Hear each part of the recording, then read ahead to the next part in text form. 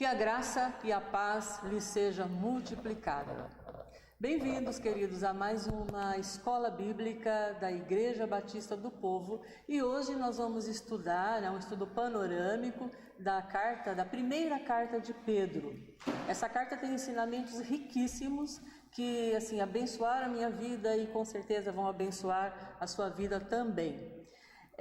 Ela tem alguns objetivos, alguns alvos que nós temos nessa lição de hoje. Um deles é compreender que o sofrimento faz parte da vida. O outro é reconhecer que a esperança na volta de Cristo traz coragem diante do sofrimento. São os dois alvos e eu espero que ao final da lição eles sejam realmente contemplados, atingidos. Ok? Uma visão bem panorâmica dessa carta. Ela foi escrita por Pedro e diz a história que a Bíblia fala também que ela foi redigida por Silvano. Silvano era o mesmo Silas que andava com Paulo. E Pedro ditou, Silvano, ou Silas, redigiu, escreveu a carta. Quanto à data, é por volta de 60 a 68 depois de Cristo. Só que não se tem uma precisão. Alguns falam que é 64, outros falam que é 67, mas não se tem uma precisão em relação a essa data mesmo. Mas é entre 60 e 68 depois de Cristo. O local é Roma, provavelmente Pedro estava em Roma quando escreveu essa carta. E ela tem um alvo, ela é direcionada, essa carta foi enviada para os judeus cristãos da dispersão. São judeus que estavam no Ponto, Galácia, Capadócia, Ásia e Bitínia.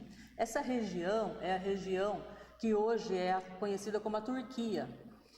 Quem eram esses cristãos que estavam lá? Esses cristãos eram judeus convertidos que estavam sofrendo perseguição. Então muitos deles tinham perdido família, perdido bens, perdido trabalho, e eles estavam em sofrimento, grande sofrimento. Não só por isso, mas por causa da perseguição que continuava. E aí Pedro, ele quer consolar, ele quer escrever uma carta que vai consolar, que vai tentar encorajar, tentar aliviar o sofrimento desses cristãos que estavam nesse sofrimento. Pedro se importava com essas pessoas, se importava com quem sofria. Aí fica aqui uma pergunta: com que frequência você ora ou se importa com as outras pessoas? Pessoas que sofrem. Nós estamos num momento de grande sofrimento no mundo. Com que frequência você ora, intercede por essas pessoas? Nós temos o momento de orar pela igreja perseguida, pelos nossos missionários que estão longe das suas famílias, que estão levando a mensagem de Cristo a pessoas que não conhecem. E fica aqui de novo a pergunta, eu sei que é redundância, mas com que frequência você ora por essas pessoas? Você de verdade se importa com essas pessoas? Nessa carta, Pedro demonstra isso, e isso serve para nos chamar a atenção também. Será que a gente se importa? Fica aí a indagação. O sofrimento, ele estará presente na vida do cristão enquanto Cristo não voltar. Nós sabemos que Cristo está próximo de voltar, pelos acontecimentos, por tudo que a gente conhece da palavra, a gente sabe que a volta de Cristo está próxima, e cremos pela palavra que ele vai voltar.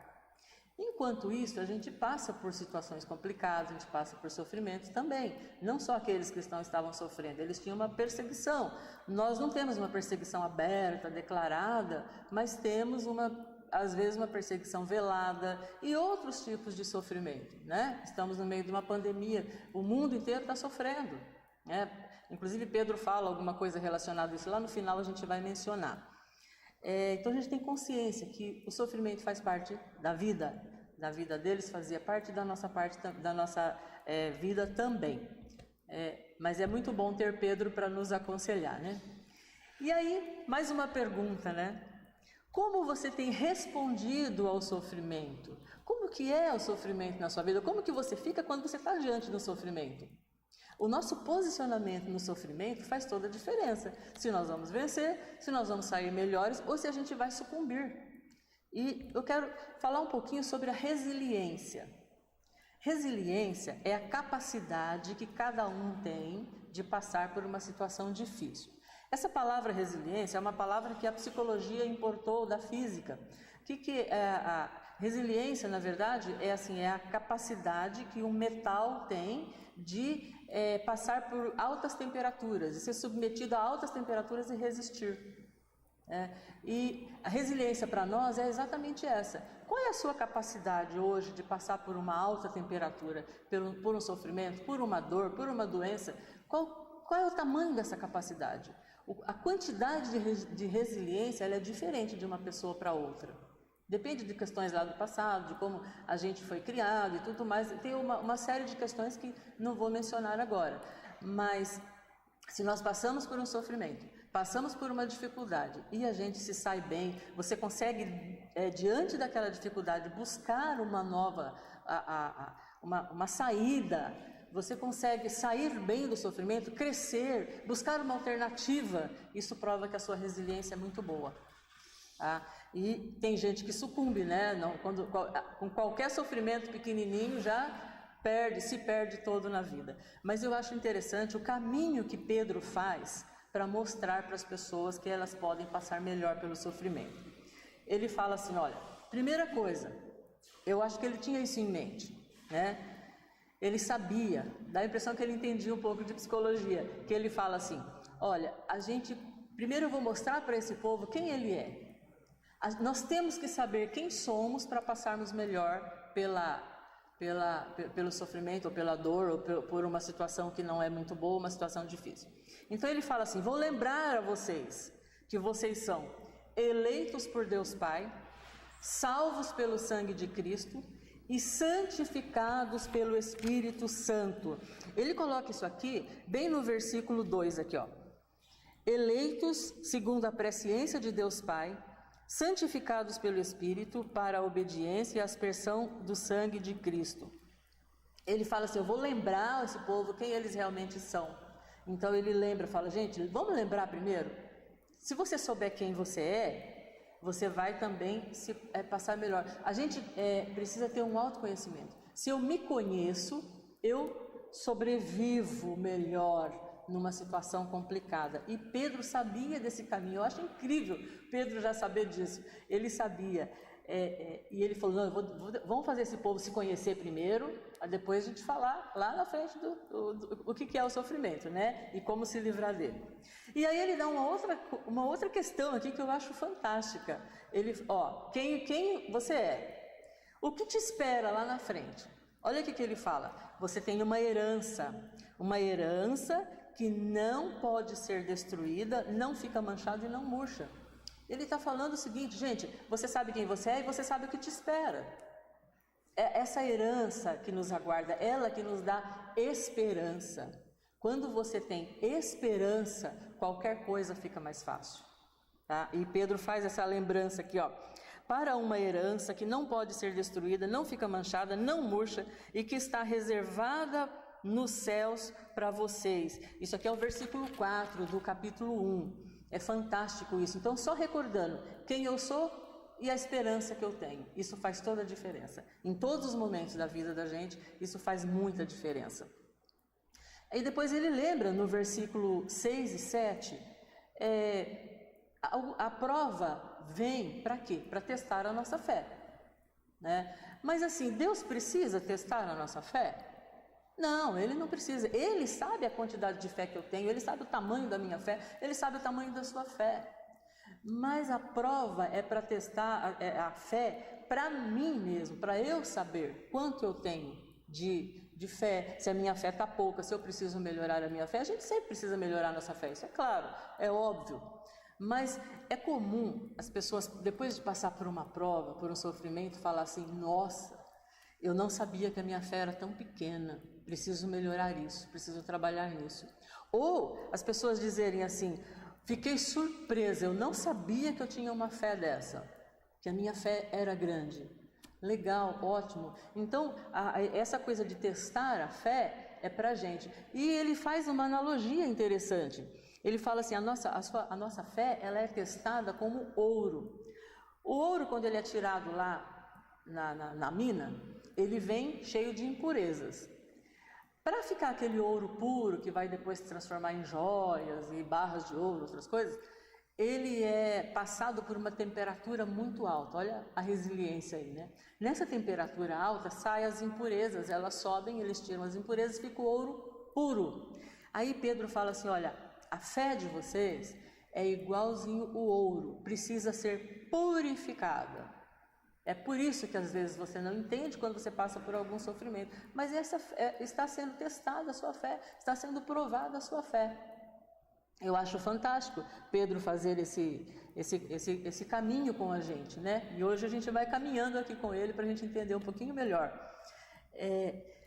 Aí depois ele fala assim, olha, vocês sabem quem são, têm uma herança, a fé está sendo provada e testada, e vocês são salvos no nome de Jesus Cristo, salvos através do sacrifício que Jesus fez na cruz. A salvação, ela tem um efeito prático nas nossas vidas também. Ela serve para nos levar a estarmos com Cristo, a viver com Cristo aqui, a morarmos com Cristo no céu, mas ela também tem um efeito prático. Esse efeito prático da salvação, ele tem a ver com uma nova posição que nós temos que ter em relação à sociedade também. O cristão tem que ter uma nova posição em relação à sociedade. Como que eu vivo em relação à sociedade? O que eu faço para as pessoas que convivem ao meu redor? Essa minha salvação, a salvação que eu recebi de Jesus Cristo, ela precisa fazer um efeito não só em mim, mas nas pessoas que estão ao meu redor, nas pessoas que convivem comigo. E daí, o que Pedro faz? Ele dá umas orientações práticas sobre isso. Como fazer isso? Tá, bom, eu sei que eu tenho uma nova posição, né? Eu tenho um comprometimento, eu tenho um compromisso com a sociedade, mas como? E ele começa a dar umas orientações bem práticas. Primeira coisa, para que a salvação que Jesus me deu, ela possa fazer efeito, eu tenho que viver temendo a Deus. Enquanto eu viver, você vai viver 30, 40, 50, 80, 100 anos, enquanto nós vivermos, nós temos que viver temendo a Deus. Isso já faz diferença na sociedade. Uma pessoa que teme a Deus, quando ela dá testemunho onde ela estiver. Ela vai dar testemunho na casa dela, ela vai dar testemunho na sociedade. Isso é o ponto principal. Você teme a Deus? Amém. Tomara que a sua resposta seja sim, e sempre sim. Então tem que temer a Deus, não é um momento, não é um domingo, é todos os dias, enquanto nós vivermos. E depois ele fala uma coisa muito interessante. Ele fala, amem uns aos outros, intensamente. Ele está sempre falando isso. Essa carta é tão pequena, mas ele fala, essa carta tem 5 capítulos, mas ele fala 3 vezes, amem uns aos outros intensamente. Está no versículo 22 do capítulo 1. Ele fala assim, tendo purificado a alma pela obediência à verdade e com vistas no amor fraternal e não fingido, amem intensamente uns aos outros de coração puro. Eu acho muito interessante, ele está sempre levantando isso. Por quê? Olha uma coisa interessante. Eles estavam sendo perseguidos, eles estavam sofrendo. Se você, em meio ao sofrimento, lembrar de amar as pessoas, o teu sofrimento já vai diminuir.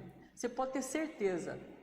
Quando a gente ama, o sofrimento da gente diminui e a gente também ajuda a amenizar o sofrimento do outro. É uma via de mão dupla aqui, é uma coisa linda que Pedro escreve. Eu achei fantástico isso tem abençoado a minha vida. Estudar essa carta tem abençoado demais a minha vida. Então vamos pensar. O efeito prático dessa salvação: viver temendo a Deus e amar intensamente uns aos outros. Tá? Ele fala 3 vezes isso durante a carta dele. Eu acho demais isso. Aí tem algumas coisas aqui que ele fala que são mais pesadinhas, pegam no pé da gente, que a gente precisa começar a prestar atenção. Ele fala assim, abandonem a maldade. Estamos no capítulo 2. Portanto, abandonem toda a maldade, todo engano, hipocrisia, inveja, bem como todo tipo de maledicência. Ora, mas o cristão vai ter maldade? Como assim? Sou cristão, eu sou lavado, regenerado pelo sangue de Jesus, eu vou ter maldade no meu coração?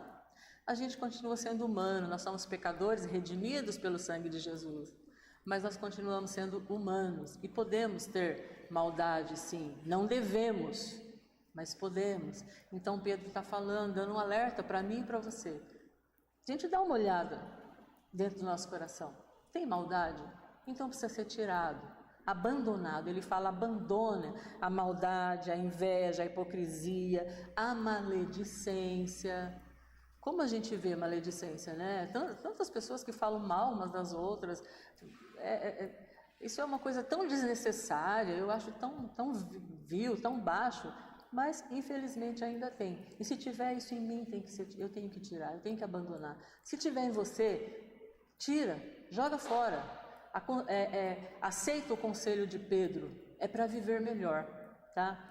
E ele fala assim, ó, procurem o leite genuíno, o leite espiritual genuíno. É interessante ele fazer essa menção do leite, porque Paulo também fala sobre o leite. Só que Paulo fala, ele usa a mesma analogia do leite, só que numa aplicação diferente. Quando Paulo fala do leite, ele fala assim, olha, vocês têm que deixar de ser imaturos, sabe? Ficar só no leitinho, você tem que procurar um alimento mais sólido, ou seja, tem que crescer, tem que conhecer a Deus, tem que crescer nesse conhecimento. Agora Pedro, ele usa essa analogia do leite, mas num contexto diferente. O leite materno é um leite puro. As mães, né, as mamães de bebê são aconselhadas a amamentar, porque o leite materno, ele tem todos os nutrientes que um bebê precisa, tudo. Tá? O nenê que toma leite materno, ele não precisa do chazinho, da aguinha, ele não precisa de quase nada, porque o leite tem tudo que o neném precisa até uma certa idade. Né? E é um leite puro, genuíno.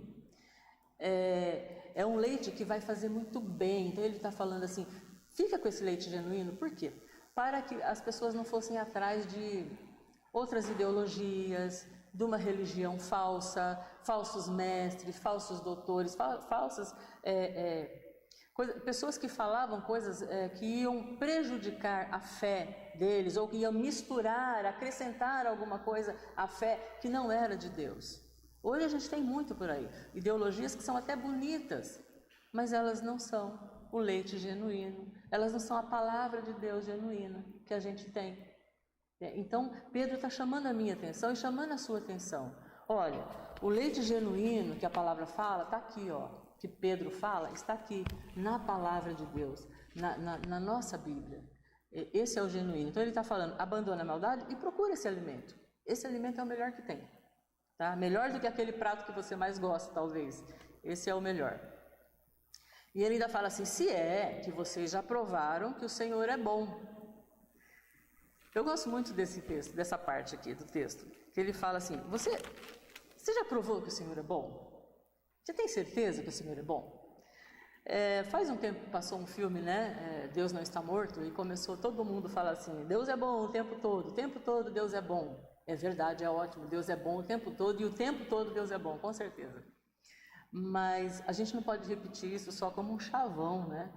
A gente precisa de verdade repetir isso se eu acreditar. Você já provou que o Senhor é bom? Como assim? Como eu provo que o Senhor é bom? Ele está querendo dizer, você já teve experiência na sua vida que prove que o Senhor é bom? Eu já tive muitas experiências na minha vida que provaram que o Senhor é bom, eu não tenho dúvida, porque a palavra dele me garante e eu já tenho experiência com ele, que ele provou para mim que é bom. E eu acredito, eu creio nisso. Eu espero que você também tenha, você que está ouvindo, que está assistindo, você também tenha essa experiência de provar, por experiência própria e não por ter ouvido falar, não por mensagem de Facebook, não por mensaginha de WhatsApp, não, mas que você tenha realmente provado na sua vida, você tenha sentido, você tenha tido uma experiência que prove que o Senhor é bom. Isso faz toda a diferença para mim e faz toda a diferença para você. Depois, no versículo 11 e 12 do capítulo 2, estamos no capítulo 2, ele fala uma coisa que é interessante também. Olha, a gente vive aqui no mundo como peregrinos, como forasteiros, ou seja, estamos de passagem, tá? Vivemos uma condição que ela é provisória. Todos nós que temos a esperança do céu, a esperança de estar com o Senhor na glória, nós sabemos que aqui é provisório. E aqui não é um tempo grande, por mais que a gente viver 100 anos, ainda assim é provisório. Tá? Porque nós vamos estar com o Senhor numa eternidade, para sempre, para nunca mais acabar. O glorioso céu, estar com Cristo, estar com Jesus, é para sempre. Então, essa experiência aqui, ela é provisória. Por isso que ele fala, vocês aqui são forasteiros, são peregrinos. Pensa bem, se nós olharmos para o sofrimento, nessa perspectiva, o sofrimento vai ficar mais leve. Né? Eu sei que ele é provisório, eu sei que ele vai passar, eu sei que ele vai acabar. Essa pandemia está durando bastante porque nós estamos no meio dela, estamos vivenciando ela no mundo inteiro, mas ela também vai passar, né? Pelo que a gente vê, já começou a passar, né? E é interessante a gente olhar nessa perspectiva. Uma das coisas que faz a pessoa passar bem ou mal pelo sofrimento é ter essa perspectiva também, saber que vai passar. A pessoa que sucumbe, ela fica pensando assim, ai meu Deus, isso não acaba, ai isso não vai passar nunca, ai, aí alguém fala assim, não, mas já está diminuindo, já está acabando, aí a pessoa fala, não está acabando, e aí fica com aquela ideia toda pessimista, porque ela não tem essa ideia de que é passageiro, porque nós somos peregrinos. Peregrinos porque nós estamos caminhando para uma pátria celestial, aleluia, glória a Deus por isso, isso faz muita diferença na minha vida, e eu creio que na sua também. Do versículo 13 ao 17 do capítulo 2, ele chama a questão dos servos, chama a atenção agora dos servos. E é uma coisa que a gente precisa pensar, sabe? Eu vejo muito isso acontecendo ao contrário hoje. Que a gente tem que se sujeitar a toda a instituição humana. Ele fala que nós temos que nos sujeitar às autoridades. Eu fico muito triste quando eu vejo um cristão, seja ele de que igreja for, falando mal das autoridades. Eu posso ter preferência, agora nós estamos próximo, né, de uma eleição, eu posso, tenho orado a Deus para Ele me dizer qual é o candidato ou a candidata que a gente deve votar. Sim, discutir sobre política com alguém, ok, mas fazer aquele partidarismo, né, aquela polarização, ficar brigando, porque eu sou, como eu sou de Paulo, eu sou de Apolo, não, eu sou desse partido, eu sou daquele outro, e começar a falar mal. Tem gente que, eu gosto de determinado candidato, eu não preciso falar mal do outro candidato, né? Eu quero votar naquele, eu quero votar no A, eu não preciso falar mal do B. Isso é importante, e Pedro está chamando a nossa atenção exatamente para esse assunto aqui, e num momento assim muito oportuno agora, né, para o nosso Brasil. Não falar mal das autoridades. Sabe? Sejam aquelas que constituídas, aquelas que nós já temos e aquelas que nós ainda vamos votar. É muito interessante. Eu vejo assim, pessoas às vezes se referindo ao ex-presidente, a ex-presidente, de uma forma pejorativa. E Pedro está nos chamando a atenção. E eu queria, sei lá, essa palavra ministrou o meu coração. E eu queria também deixar isso aqui com você, para você pensar sobre isso. Tá? Ter preferência é uma coisa, agora ficar... Inclusive, desculpa, eu cortei aqui, mas inclusive quando eu vejo algum candidato que agora, né, estamos na época da campanha, ele, ao invés de ele mostrar a plataforma política dele, ele começa só a falar mal do outro, esse para mim eu já descarto. Porque ele precisa mostrar o que ele vai fazer, precisa mostrar os alvos, os objetivos dele, e não ficar falando mal do outro para, né, tentar se eleger assim. Para mim já perde ponto. E é uma coisa que...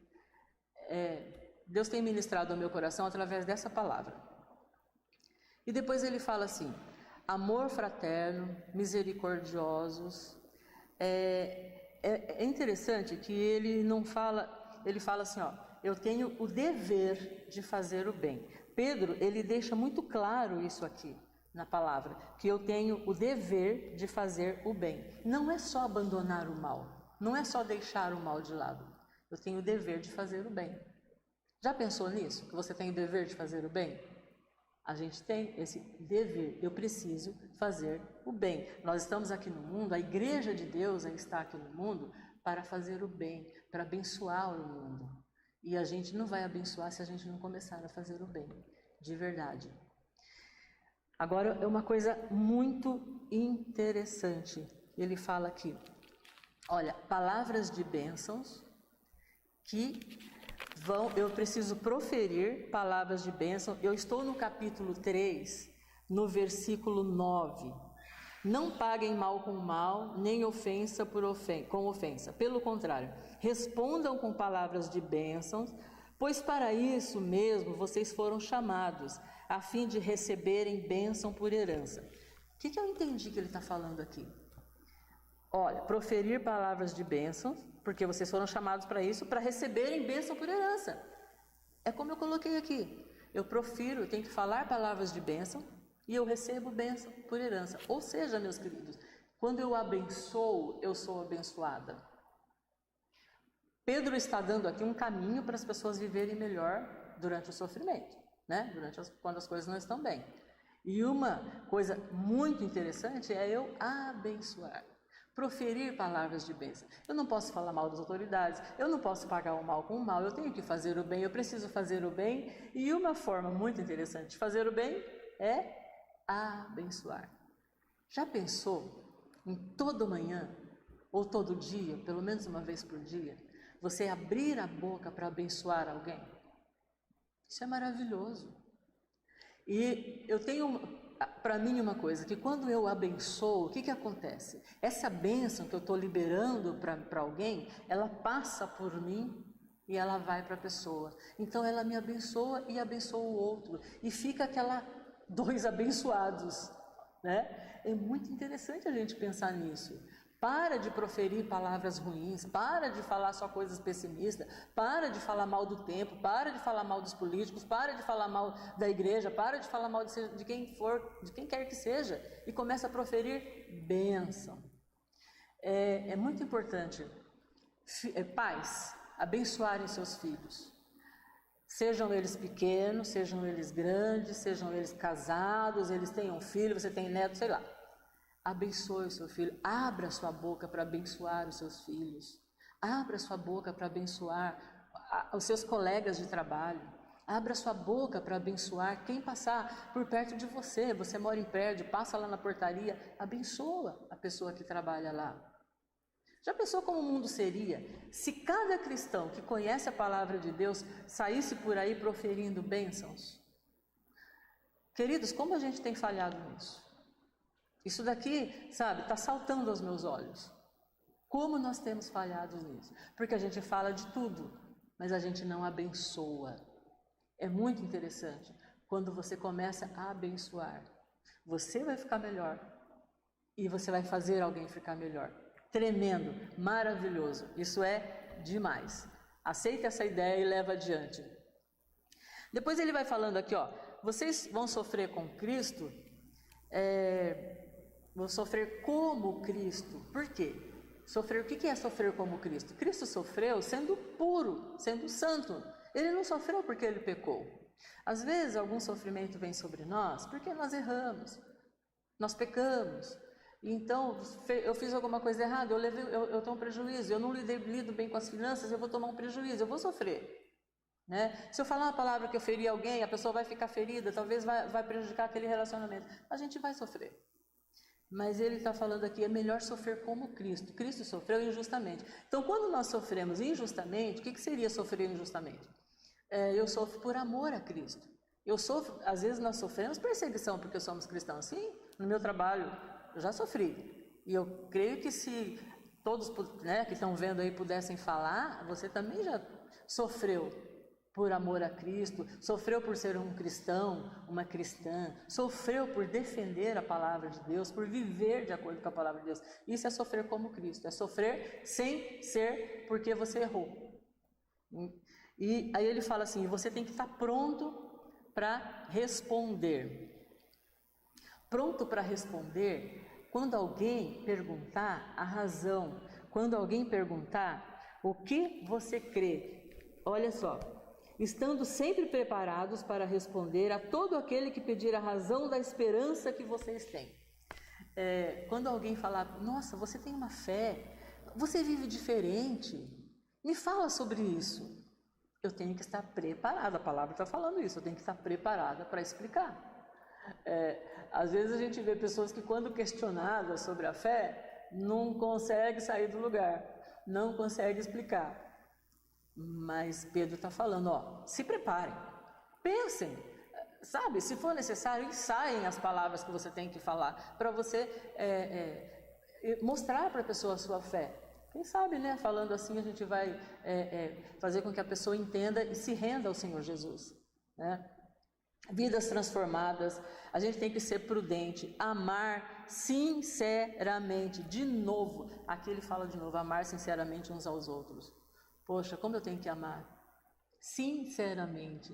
Às vezes a gente fala assim, eu amo, tá, você ama as pessoas, mas esse amor é sincero, verdadeiro?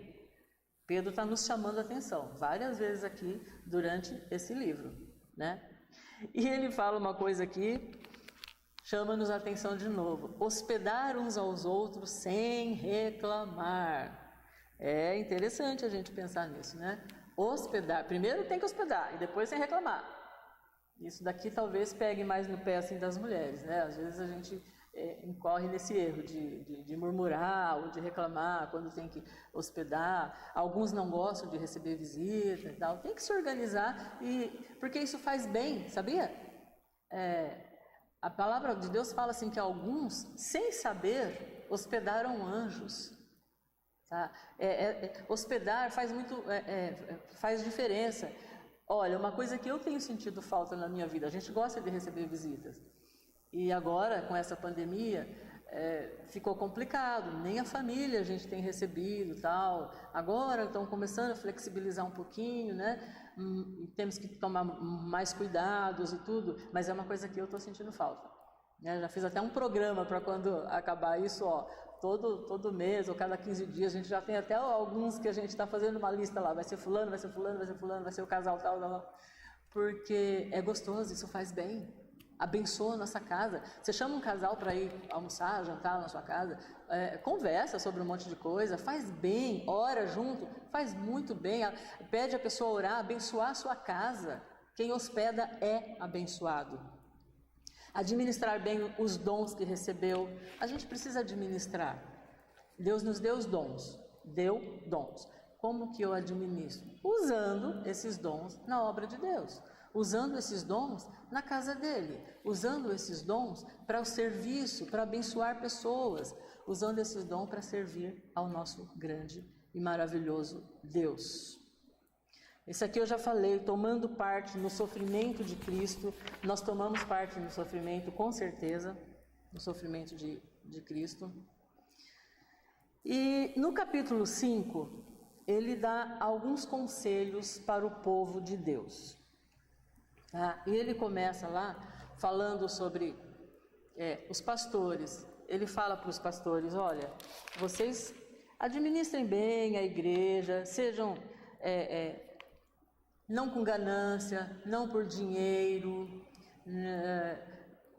não visando os seus próprios interesses, as suas próprias coisas, mas visando o reino, o crescimento do reino.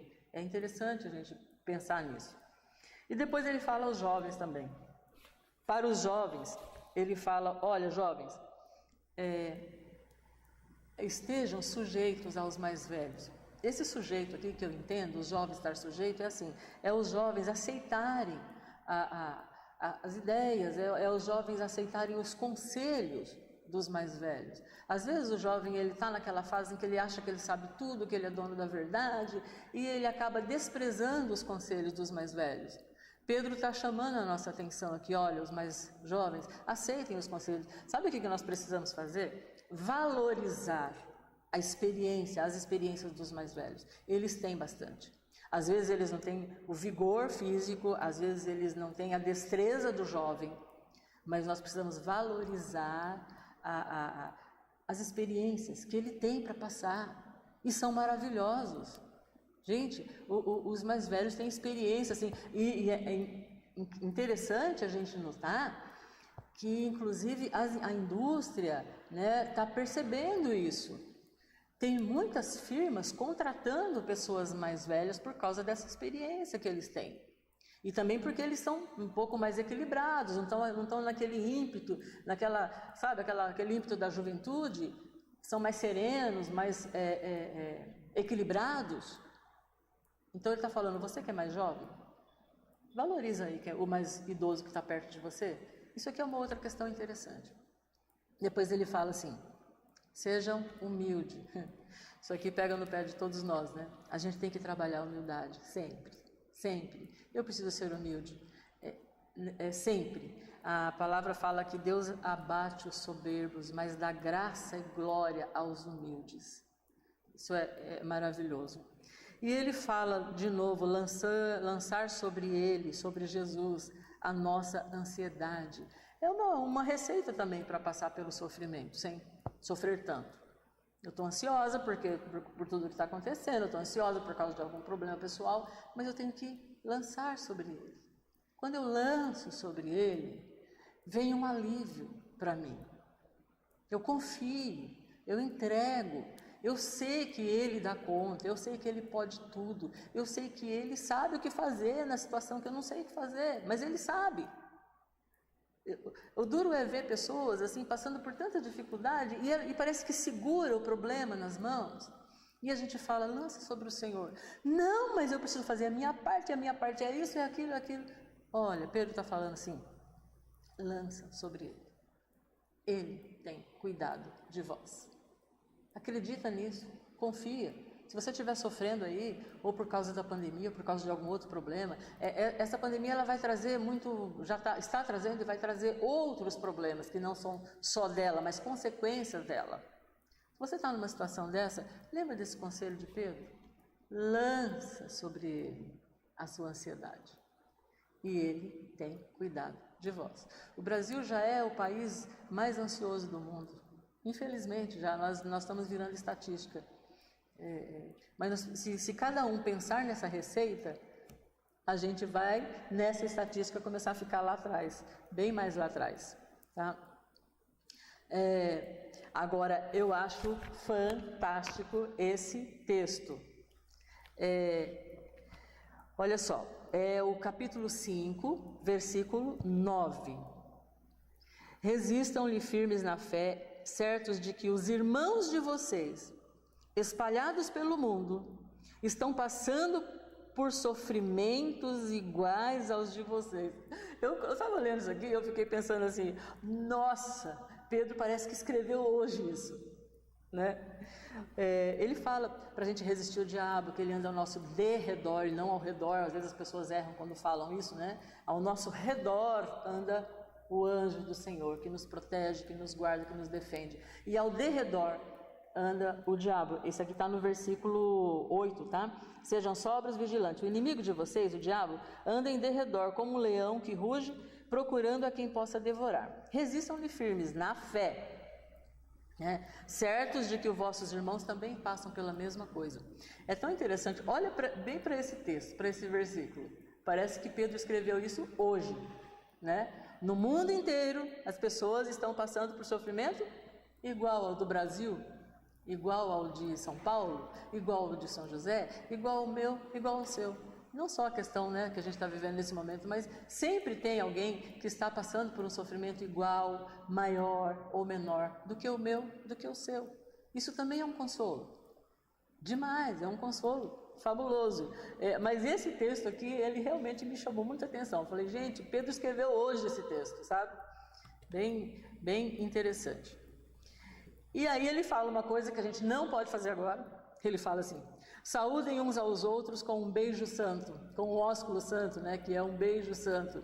Tá cheio de gente querendo abraçar, querendo beijar e não está podendo, né? Essa parte a gente vai ter que aguardar um pouquinho, né? É só um cotovelinho por enquanto, é só o pezinho, nós vamos ter que aguardar. Mas quando puder, faremos, né? Um beijo santo. Agora esse beijo santo, eu penso que agora ele pode ser de uma outra forma, né? Pode ser um beijo simbólico. Eu posso enviar uma mensagem, eu posso fazer alguma coisa que vá abençoar meu irmão, esse beijo pode ser, pensa aí no que você acha, como você acha que pode ser esse beijo, ou ele não vai poder ser no rosto agora, não vai poder ser na mão, mas ele pode ser de uma outra forma que você vai pensar, né, e continuar abraçando e beijando simbolicamente, por enquanto só, tá, é passageiro, vai passar. E aí ele termina de uma forma maravilhosa, paz para todos vocês que estão em Cristo. o último versículo, a última parte do versículo 14, ele fala: saúde uns aos outros com um beijo fraterno, né, com um ósculo santo, ou com um beijo santo. Paz a todos vocês que estão em Cristo. E da mesma forma, eu queria terminar falando paz para todos vocês que estão em Cristo. Nós vamos encerrar essa breve ministração fazendo uma oração ao nosso Deus para que alcance a sua vida. Paizinho, Deus querido, Deus de amor, eu te louvo, Pai, por ministrar essa palavra ao nosso coração. Eu te louvo, Senhor, porque a gente pode aprender com a Tua palavra. E eu quero, em nome de Jesus, abençoar cada pessoa que assistiu ou que vai assistir a essa ministração. Que o Teu Santo Espírito alcance o coração, a mente, que haja paz em meio ao sofrimento, que haja tranquilidade, que seja tirado toda a opressão e que seja tirado toda a ansiedade. E que no nome de Jesus todos nós tenhamos a paz que excede todo entendimento, a paz que vem do céu, a paz que tem aquele que tem a Jesus como Salvador. Em nome de Jesus. Amém.